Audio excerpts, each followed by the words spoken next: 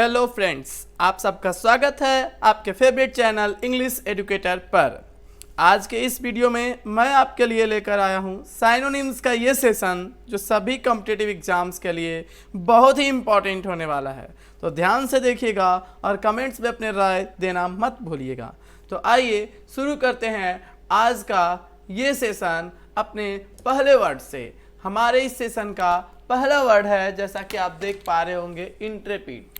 हाँ फ्रेंड, ये word already पूछा जा चुका है, मैंने एग्जाम में बताया। तो हमारे सेशन के इस पहले वर्ड से शुरू करते हैं, इंट्रेपिड से। इंट्रेपिड का मतलब होता है, जैसा कि आप देख रहे हैं, नीडर। नीडर मतलब जो किसी से नहीं डरता हो, जिसके अंदर डर नहीं हो, फियरलेस हो, यानी फियर हो ही नहीं उसके अंदर। इसे आप डाउंटलेस भी बोल सकते हो। तो अभी ये पहले ही एसएससी के एग्जाम में पूछा गया है ये वर्ड, और हमने इसे कंपाइल किया हुआ है, और बार बार क्वेश्चन एक ही तरह के रिपीट होते हैं। तो ये काफी इंपॉर्टेंट वर्ड है, न्यूज़पेपर में भी आते रहता है। इंट्रेपिड का मतलब फियरलेस भी जानना है, रिजोल्यूटली फियरलेस मतलब दृढ़ रूप से निडर, या डाउंटलेस जिसको आप निडर बोल सकते हो। तो दो वर्ड मिल गए, यहाँ से हमें 3 वर्ड मिल गए। एक आपको फियरलेस मिल गया, दूसरा डाउंटलेस मिल गया, तीसरा इंट्रेपिड मिल गया। और इन तीनों में हमने क्या सीखा? तीनों का मतलब एक ही है, निडर। इसी तरह का एक और वर्ड है जो बहुत बार एग्जाम में पूछा गया है, और वो वर्ड है बोल्ड। तो इसे भी आप याद रख सकते हो, बोल्ड का मतलब भी निडर ही होता है। अब आइए फिर आगे चलते हैं दूसरे वर्ड की ओर। अधिक से अधिक वर्ड कोशिश करूंगा कम से कम समय में मैं आपको दे पाने की। अब्रोगेट भी वर्ड काफी पॉपुलर है न्यूज़पेपर्स में। अब्रोगेट का मतलब होता है डू अवे विथ, रिपील, किसी चीज को रद्द कर देना, तत्काल प्रभाव से कोई नियम इत्यादि को निष्प्रभाव कर देना। तो जैसे लॉ में कोई नियम है, या कोई अधिकार है, या कोई एग्रीमेंट हमने किसी से किया हुआ है, समझौता किया हुआ है, तो इन कागजी चीजों को रद्द कर देना, निष्प्रभाव कर देना, किसी आदेश को निष्प्रभाव कर देना, दैट इज कॉल्ड रिपील। और इसको फ्रेजल भाषा में बोले तो डू अवे विथ भी बोला जाता है। तो आज से हम समझेंगे अब्रोगेट को रिपील भी बोलेंगे, एंड फ्रेजल वे में हम इसे डू अवे विथ भी बोल सकते हैं। यहां से भी हमें 3 वर्ड मिल रहा है। ऐसे अगर हम 20-25 वर्ड करेंगे तो एक दिन में हम लोग 50 से भी ज्यादा वर्ड सीख जाएंगे।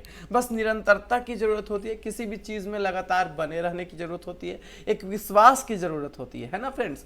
तो आइए मैं आपके बीच तीसरे वर्ड को इंट्रोड्यूस करा रहा हूं। ये तीसरा वर्ड हमारे लिस्ट में है, डिफरेंस। डिफरेंस का मतलब, ये डिफरेंस DIFFERENC डिफरेंस नहीं है, डिफरेंस है। इस डिफरेंस का मतलब क्या होता है? थोड़ा अलग है दोस्तों। इस डिफरेंस का मतलब आदर या सम्मान होता है।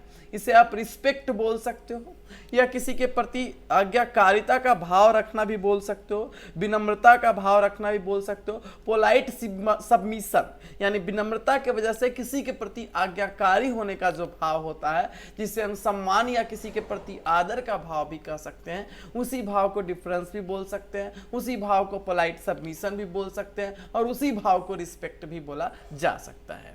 अब आइए हम चौथे वर्ड की ओर रुख करते हैं, चौथा वर्ड चुनते हैं, चौथे वर्ड को देखते हैं। कॉवेनेंट वर्ड का मतलब क्या है? कॉवेनेंट वर्ड थोड़ा अजीब लग रहा होगा, नया लग रहा होगा आपको, लेकिन इसका मतलब अनुबंध या समझौता ही है। किसी के साथ जब हम कोई अनुबंध करते हैं, किसी कंपनी के साथ, किसी व्यक्ति के साथ, कि इन बातों से हम तुमसे जुड़ रहे हैं, इतने शर्तों से जुड़ रहे हैं, तो ये कॉन्ट्रैक्ट कहलाता है, इसे अनुबंध कह सकते हैं। तो किसी के साथ अगर कोई डीड साइन किया, कोई चीज लीज पर ले लिया, या किसी से कोई चीज कॉन्ट्रैक्ट पर, अनुबंध पर, निश्चित समय सीमा इत्यादि के लिए ले लिया, तो उस अनुबंध को कॉवेनेंट भी बोल सकते हैं, डीड भी बोल सकते हैं, या लीगल कॉन्ट्रैक्ट, या सिर्फ कॉन्ट्रैक्ट भी हम बोल सकते हैं। ठीक है ना? आई थिंक आपको ये ज़्यादा अजीब नहीं, मतलब ज़्यादा ये आपको टीडियस नहीं लग रहा होगा, उबाऊ नहीं लग रहा होगा। ऐसे ही सुनते सुनते बातचीत के तरह हम लोग वर्ड को कर लेंगे। ऑब्नॉक्सियस काफ़ी ज़्यादा बार एग्जाम में आ चुका है। ऑब्नॉक्सियस वर्ड को काफ़ी सीरियसली लेना आप, है ना। ऑब्नॉक्सियस का मतलब होता है घृणाप्रद, जिसको आप कह सकते हो घृणास्पद भी बोल सकते हो, घृणाप्रद भी बोल सकते हो, घृणा से भरा हुआ भी बोल सकते हो। तो जिसे आप बोल सकते हो डिसगस्टिंग, बहुत यूज भी होता है ना, घृणास्पद, जो पसंद नहीं हो, प्रिय नहीं हो, बहुत असुखद हो, जिससे आप कंफर्टेबल महसूस नहीं करें, घिनौना जिसको आप बोल सकते हैं, उसके लिए ऑब्नॉक्सियस आता है, और उसी के लिए ये वर्ड भी आपका डिसगस्टिंग आता है। इसे एक्सट्रीमली अनप्लीजेंट बोल के भी समझ सकते हो। बहुत ज़्यादा जो चीज़ आपको पसंद नहीं आती है, जिससे घृणा होती है, उसको आप ऑब्नॉक्सियस बोल सकते हैं। आते हैं अगले वर्ड की ओर।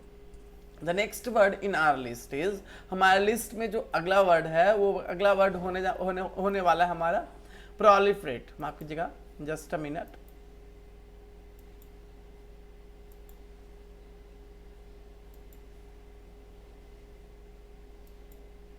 तो अभी हमारे पास जो अगला वर्ड आया है प्रोलिफरेट नाम का वर्ड आया है। प्रोलिफरेट का मतलब होता है तेजी से बढ़ना, बहुत ही इंक्रीज करना संख्या में, जिसको आप कह सकते हैं बहुत ही तेजी से कोई चीज का रिप्रोड्यूस होना, पैदा होना। जैसे कोई वायरस या कोई कोशिका या कोई टिश्यू या कोई स्ट्रक्चर जो शरीर में बहुत तेजी से उत्पन्न हो रहा हो और बढ़ते जा रहा हो संख्या में, एकदम 2 गुनी 4 गुनी होते जा रहा हो, मल्टीप्लाई होते जा रहा हो। इसलिए ये बढ़ना या बढ़ने का कारण होना जिसको आप कह सकते हैं, जिसके कारण कोई चीज तेजी से बढ़ रही हो, जिससे आप कह सकते हो रिप्रोड्यूस रैपिडली, संख्या में तेजी से वृद्धि करना, ग्रो करना, इसे हम प्रोलिफरेट कहते हैं। एंड इसे हम रिप्रोड्यूस रैपिडली या सिंपली रिप्रोड्यूस भी कह सकते हैं। अगर ऑप्शन में रैपिडली शब्द नहीं भी आया तो यही होगा। इंक्रीज रैपिडली इन नंबर, इसका सीधा सीधा मतलब होता है संख्या में तेजी से वृद्धि करना।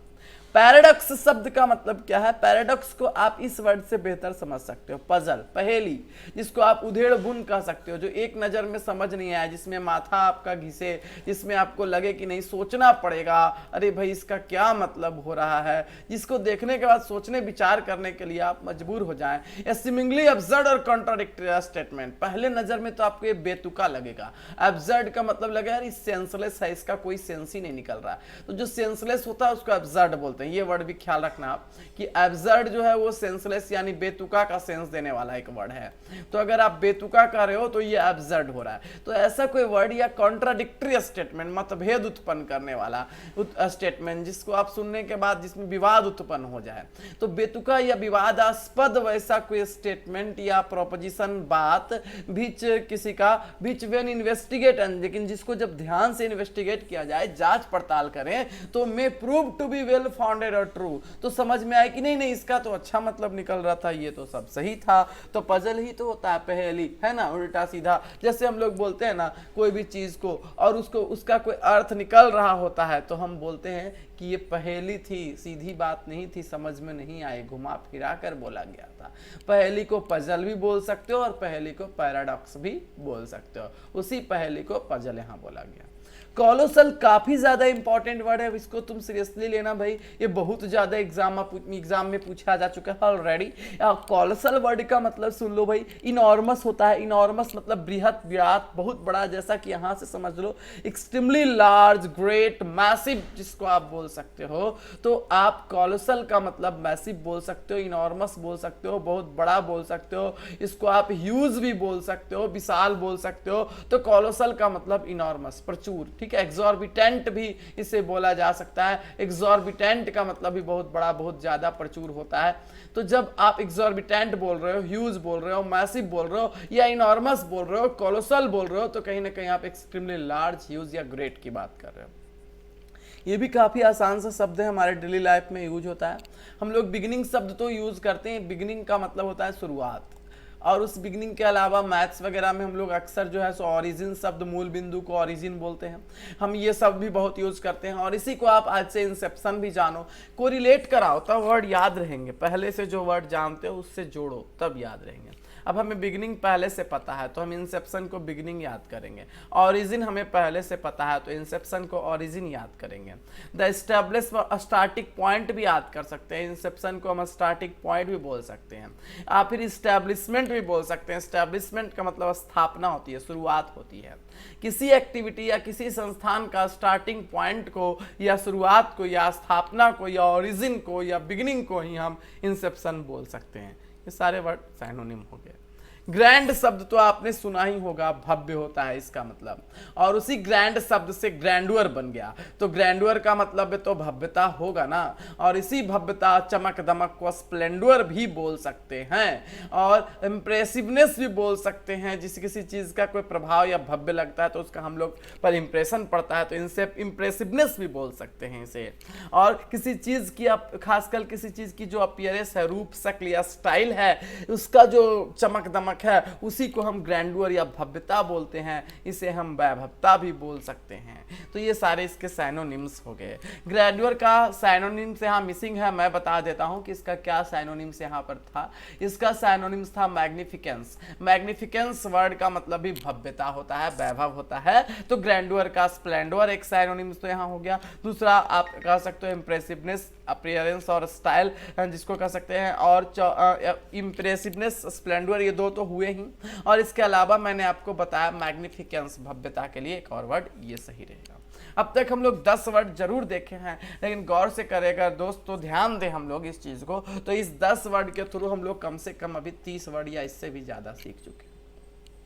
तो ऐसे 20 वर्ड करते हैं तो हम लोग 50 से भी ज्यादा वर्ड सीख जाएंगे। कोशिश रहेगी एक दिन में 50 तो कम से 50 वर्ड तो मैं सिखा ही दूँ आपको। आइए देखते हैं ये हमारा जो 11 नंबर का वर्ड है इसमें हम लोग को क्या सीखने को मिलेगा। तो ओके देखते हैं।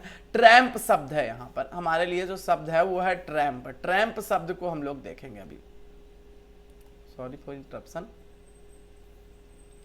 तो करेंटली हम लोग जिस वर्ड को देखने वाले हैं वो वर्ड हमारा ट्रैम्प होने वाला है। तो आइए इस ट्रैम्प वर्ड को देखते हैं। ट्रैम्प वर्ड में लिखा, ट्रैम्प का मतलब घुमक्कड़ होता है, ठीक है। इसको आप ट्रुएंट भी बोल सकते हो। वांडरर तो आप देख ही रहे हो। इसके अलावा एक और वर्ड में बता दो, ट्रुएंट। इसके लिए एक और वर्ड यहाँ भी दिया है, वैग्रेंट। तो a person who travels from place to place on foot, ऐसा आदमी जो एक स्थान से दूसरे स्थान, दूसरे से तीसरे ऐसे घूमते रहता हो, जगह जगह घूमते रहता हो, ठीक है। वो भी पैदल घूमते रहता हो। किस लिए? काम की तलाश में, है ना। मतलब यायावर के तरह, घुमंतु के तरह घूमता रहता हो, या भिखारी के तरह जो घूमता रहता हो। यायावर का मतलब है वैसे लोग जो घुमंतु होते हैं, एक स्थान पर टिकते नहीं है, जगह जगह जाते रहते हैं, उसको वैग्रेंट बोलते हैं। या उसको आप ट्रैम्प भी बोल सकते हैं, या उसको आप ट्रुएंट भी बोल सकते हैं। ऐसे यहाँ एक वर्ड लिख दिया है भिखमंगा, लेकिन ये कहना मतलब उचित नहीं हुआ सिर्फ कि इसको भिखमंगा कहें। इसे हम यायावर कह सकते हैं। यायावर का मतलब होता है वैसी जनजाति, जाति या लोग जो एक स्थान पर स्थायी नहीं रहते हैं, अपने काम और जीवन को आगे बढ़ाने के लिए जगह जगह घूमते रहते हैं। तो उनको आप ट्रुएंट भी बोल सकते हो, वांडरर भी बोल सकते हो, वैग्रेंट भी बोल सकते हो। ये सारे वर्ड इनके लिए सुटेबल होंगे और इनको आप ट्रैम्प भी बोल सकते हो। आइए अगले वर्ड की ओर चलते हैं। कंसाइनी और नॉमिनी। नॉमिनी तो काफी फेमस है। नॉमिनी का मतलब कौन होता है? किसी सेवा का लाभ लेने वाला, पाने वाला। जब अगला व्यक्ति होगा वो नॉमिनी होगा। मान लिया जाए किसी सेवा को हम लिए, जब हम नहीं रहेंगे तो उसे कौन प्राप्त करेगा, कौन रिसीव करेगा? तो ये जो इसको रिसीव करेगा मेरे बदले या प्राप्त करेगा वो रिसीवर होगा। सिंपली वही रिसीवर कंसाइनी भी कहला सकता है, वही रिसीवर नॉमिनी भी कहला सकता है, और रिसीवर भी कहला सकता है। द पर्सन और कंपनी टू हुम गुड्स और डॉक्यूमेंट्स आर ऑफिशियली सेंट और डिलीवर्ड। वह व्यक्ति या वह कंपनी जिसको नॉर्मली सिंपली डॉक्यूमेंट्स या जो भी चीजें हैं सामान भेजी जाती है, वही प्राप्त करने वाला कंसाइनी होता है, या नॉमिनी होता है, या रिसीवर होता है। इसी को हम इन नामों से जानते हैं, ठीक है। फिर इन्फैचुएशन वर्ड थोड़ा नया लग सकता है, लेकिन ये वर्ड जानने के बाद आप इससे जब कोरिलेट करा लोगे तो ये आपको सिंपल लगेगा। भाई पैशन का मतलब होता है चाह, सम्मोहन, लालसा किसी चीज की। तो क्या पैशन का मतलब चाह होता है, प्रेम होता है, लालसा होती है, लगाव होता है। ये सब पैशन वर्ड का मतलब होता है। और उसी वर्ड को हम इन्फैचुएशन भी बोल सकते हैं। इसको आप कह सकते हैं एन इंटेंस, एक तीव्र बट शॉर्ट लिव्ड पैशन। मतलब कि पैशन तो ये है, लेकिन ये कैसा पैशन है इन्फैचुएशन? इन्फैचुएशन एक तरह का सम्मोहन है। इसके लिए बिल्कुल सही शब्द था सम्मोहन, यानी कि थोड़ी समय तक रहने वाला पैशन। पैशन जो होता है वो जनरली परमानेंट होता है, जिस चीज से हमको लगाव होती है। लेकिन थोड़ी समय तक रहने वाली प्रशंसा, लगाव जो कि किसी चीज या किसी आदमी को लेकर आपके मन में है, तो उसे इन्फैचुएशन कहेंगे। लंबे समय तक रहे तब वो पैशन होगा। तो आप इससे कोरिलेट करा सकते हैं। साइनोनिम्स का मतलब होता है कि वह सब जो सिमिलर है मीनिंग में, जरूरी नहीं कि एकदम सेम सेंस रखता हो, लेकिन मीनिंग में सिमिलर है।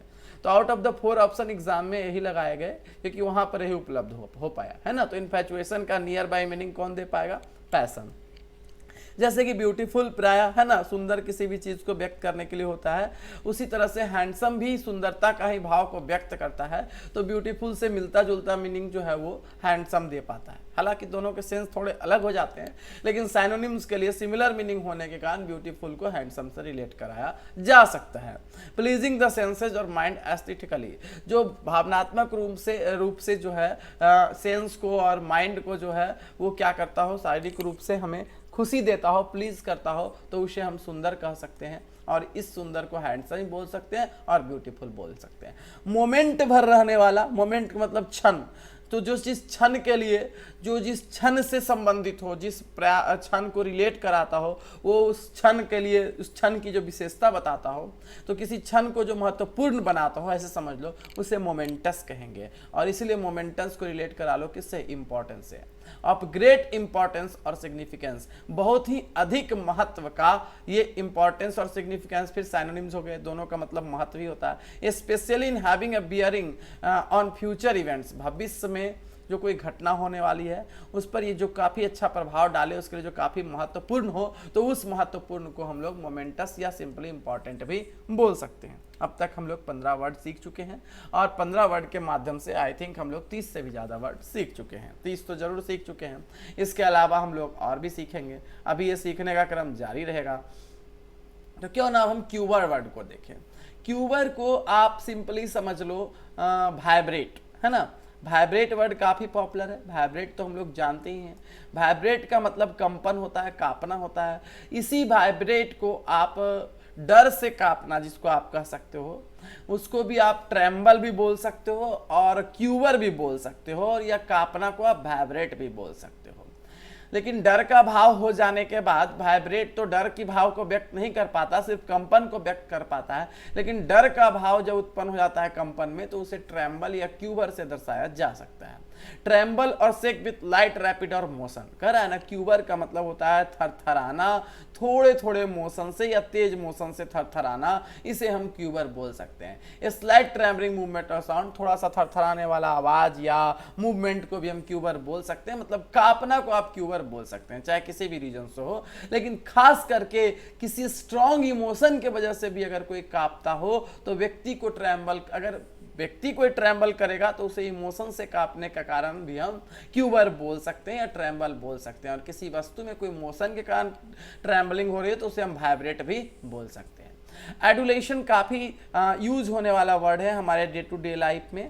एडुलेशन को प्रेज भी बोलते हैं, प्रशंसा ही बोलते हैं। ऐसे ही आपका थोड़ा सा खराब मीनिंग भी देता है, चापलूसी, बहुत ज़्यादा प्रशंसा अगर कर लेते हैं किसी की हम, तो वो एडुलेशन फ्लैटरी हो जाती है। जो चीज़ जिसमें जो गुण नहीं भी है वो भी हम बताने लग जाते हैं, तो ये प्रेज से कुछ ज़्यादा ही हो जाता है। इसको एक्सेसिव एडमायरेशन कह सकते हैं, अत्यधिक प्रशंसा यानी चापलूसी कह सकते हैं या फ्लैटरी कह सकते हैं। ओके, अब कॉन्टेम्पलेशन को आप इस वर्ड से समझोगे तो ज़्यादा आसान हो जाएगा। मेडिटेशन, ध्यान लगाना, चिंतन करना, किसी चीज़ के बारे में गहराई से सोचना, तो ये कॉन्टेम्पलेशन भी हो सकता है और ये मेडिटेशन भी हो सकता है, दोनों सेम चीज़ें हैं। The action of looking thoughtfully at something और फॉर ए लॉन्ग टाइम, किसी चीज़ पर पूरा विचार करके लंबे समय तक गहन चिंतन करना, सोचना, इसको हम मेडिटेशन बोल सकते हैं, इसको हम कॉन्टेम्पलेशन बोल सकते हैं। ऐसे स्टूडेंट से बेहतर तो मेडिटेशन कौन जानता है, स्टूडेंट को तो मेडिटेशन करना ही पड़ता है, करना ही चाहिए होता है। अब आइए डिलीजेंट, क्योंकि जिस चीज़ का हम मेडिटेशन नहीं करते ना उसको हम याद नहीं रख पाते हैं। डिलीजेंट की काफ़ी ज़्यादा एग्जाम का फेवरेट वर्ड है, बहुत ज़्यादा पूछा जाता है। डिलीजेंट का मतलब मेधावी होता है, परिश्रमी होता है, बहुत ज़्यादा उद्यमी होता है, मेहनती होता है। इसको आप इंडस्ट्रियस भी बोल सकते हो, लेबोरियस भी बोल सकते हो। ये वर्ड काफ़ी ज़्यादा एग्जाम का फेवरेट वर्ड है, बहुत ज़्यादा पूछा जाता है। हैविंग और शोइंग केयर, जो प्रवाह करता हो, जिसके अंदर विवेक का भाव हो, अपने काम और ड्यूटीज़ के प्रति जो अपने विवेक को शो करता हो, अपने ध्यान को शो करता हो और काफ़ी लगनशीलता को शो करता हो, ऐसे व्यक्ति को मेहनती या उद्यमी कहा जाता है। इसे लेबोरियस या डिलीजेंट भी बोला जाता है। सेंसर शब्द का मतलब होता है किसी चीज़ की निंदा करना, उसमें कमी निकालना, क्या प्रॉब्लम है ये बताना। तो निंदा करना को बेसिकली हम क्रिटिसाइज भी बोलते हैं, ऐसे हम लैम्बेस्ट भी बोलते हैं। ये वर्ड काफ़ी ज़्यादा लैम्बेस्ट भी एग्जाम में पूछा गया, इसलिए हम बता देना चाहेंगे। तो सेंस्योर का मतलब एक्सप्रेस सेवियर डिसअप्रूवल, डिसअप्रूवल का मतलब होता है नापसंदगी का भाव, इनकार का भाव को व्यक्त करना, कोई चीज़ को पसंद नहीं करना। तो बहुत अधिक किसी चीज़ के प्रति नापसंदगी व्यक्त करना, कोई व्यक्ति व्यक्ति के प्रति या कोई वस्तु के प्रति, तो इसे ही हम निंदा करना कह सकते हैं। खास करके फॉर्मल स्टेटमेंट में, मतलब औपचारिक तरीके से अगर हम किसी चीज़ के प्रति अपने नाराजगी को व्यक्त करते हैं तो इसे हम निंदा करना, आलोचना करना, लैम्बेस्ट या सेंस्योर बोल सकते हैं, है ना। 5 वर्ड तो मेरी तरफ से एटलीस्ट आप आज देख ही ले, और भी बहुत ज़्यादा समय मैं नहीं लूँगा आपका। तो अभी हम बात कर रहे हैं जिस नए वर्ड की, वो नया वर्ड हमारा फैटल है। फैटल वर्ड बहुत ज़्यादा यूज होता है एग्जाम पॉइंट ऑफ व्यू से, ये भी कई बार पूछा गया है। ऐसे तो यहाँ वही वर्ड हमने रखे हैं जो पहले एग्जाम में पूछा गया है, और इसका पूरा सीरीज चलेगा। हम साइनो ही सीखेंगे तो कम से कम हमारा कोशिश रहेगा कि हम 500-600 साइनो सीखें, और 600 साइनोनिम्स अगर हम सीख रहे हैं तो उसके अंदर 3-3 वर्ड तो हम लोग 1500 से भी ज़्यादा साइनोनिम वर्ड्स पावर को इम्प्रूव कर पाएंगे। तो ये मेरी कोशिश रहेगी कि इस सेशन में हम आपका कम से कम 1000+ वर्ड को लेकर के मजबूती प्रदान करें, ताकि अगला एंटोनिम सेशन फिर आपको और आसान लगे। फैटल का मतलब होता है जानलेवा, घातक, जो मौत का कारण बन सकता है, इसके कारण मृत्यु भी हो सकती हो, तो इसको हम फैटल बोल सकते हैं। और फैटल को आप डेडली भी बोल सकते हैं, कॉजिंग डेथ, है ना। तो आपका ये फैटल जो है वो डेडली भी कहलाएगा, और ये आपका इसके साथ साथ फैटल कॉजिंग डेथ भी कहलाएगा। डोलफुल को आप मिजरेबल भी बोल सकते हो, दयनीय भी बोल सकते हो, मौनफुल भी बोल सकते हो, शोकग्रस्त भी बोल सकते हो। ऐसी स्थिति जिसमें व्यक्ति शोक से फुल हो। माउर्न का मतलब शोक मनाना, या सिर्फ शोक भी होता है, और शोकग्रस्त हो, शोक से भरा हुआ हो, तो उस मॉर्नफुल को हम डोलफुल भी बोल सकते हैं। यहाँ पर लिखा हुआ है ना, एक्सप्रेसिंग सॉरो, दुख का भाव प्रकट करने वाला, गम का भाव प्रकट करने वाला। ग्रफ बोलने से ही पता चलता है कोई रूखा चीज का बात हो रहा है। ग्रफ का मतलब रफ, रफ का मतलब कठोर, कठोर का मतलब रूखा, और इसको आप लो इन पीच यानी जो कि समतल नहीं हो, उबड़ खाबड़ हो, तो हम उसको बोल सकते हैं ग्रफ, और या रफ भी बोल सकते हैं। फिडेलिटी काफ़ी अच्छा वर्ड है, ये बहुत ज़्यादा एग्जाम में पूछा जाता है। इसको आप इस वर्ड से रिलेट करा लोगे तो ज़्यादा अच्छा समझ में आएगा। फेथफुल वर्ड कौन नहीं जानता है, काफ़ी सिंपल सा वर्ड है फेथफुल। फेथफुल का मतलब क्या होता है भाई? फेथफुल का मतलब वफादार होता है, और उसी वफादार से फेथफुलनेस बन गया, जिसको आप वफादारी बोल सकते हो। किसी व्यक्ति या किसी भावना या किसी चीज़ के प्रति, कारण के प्रति, विश्वास के प्रति, जब हम विश्वास के प्रति वफादार हो जाते हैं तो इस भावना को हम लोग लॉयल्टी बोलते हैं, या इसी भावना को हम लोग फेथफुलनेस भी बोलते हैं, जिसका मतलब वफादारी होती है। किसी चीज़ का कट्टर समर्थक जब हम हो जाते हैं, फुल सपोर्ट देने लग जाते हैं, बिना सोचे समझे, बिना ज़्यादा परवाह किए, तो ये फेथफुलनेस या लॉयल्टी कहलाती है, या फिडेलिटी भी कहलाती है। इनफ्रक्चुअस का मतलब जिसका कोई परिणाम नहीं निकले, जिसका कोई फ्रूट नहीं आए, जिसका कोई आउटकम नहीं आए, जिसका कोई प्रॉफिट नहीं आए, तो उसको आप इनफ्रक्चुअस बोल सकते हो, निष्फल बोल सकते हो, बेकार बोल सकते हो, और इसे आप फ्रूटलेस भी बोल सकते हो। आशा करता हूँ कि आपको ये वीडियो पसंद आया होगा। आपके लिए इसी तरह मैं आपको मेहनत करके आपकी मदद करता रहूँगा। अगर आप एसएससी की तैयारी करते हो, बैंक की तैयारी करते हो, डिफेंस की तैयारी करते हो, या किसी भी और कॉम्पिटिटिव एग्जाम्स की तैयारी करते हो, तो आप कमेंट बॉक्स में बताएं, मैं आपके लिए स्पेशल सेशन भी लाता रहूँगा। ये सेशन खासकर सभी कॉम्पिटिटिव एग्जाम्स की जो तैयारी करने वाले वर्ड पावर की जो खासकर प्रॉब्लम है, उसको सॉल्व करने में आपको बहुत हद तक मदद करेगा, और ऐसी वीडियो में लगातार ला करके आपको मदद कर पाऊंगा। बस बदले में उम्मीद है कि आपसे थोड़ी सी मदद मिल जाए, आप लोग थोड़ा प्रशंसा करें, मेरा मनोबल को बढ़ाएं, कमेंट और लाइक और के माध्यम से, और मुझे बताएं कि आपको और किस तरह के वीडियो की रिक्वायरमेंट है, तो मैं इंग्लिश में आपको ऐसे वीडियो प्रोवाइड कराता रहूँगा। आज के लिए इतना ही, मिलते हैं अगले सेशन में। That's all and thank you.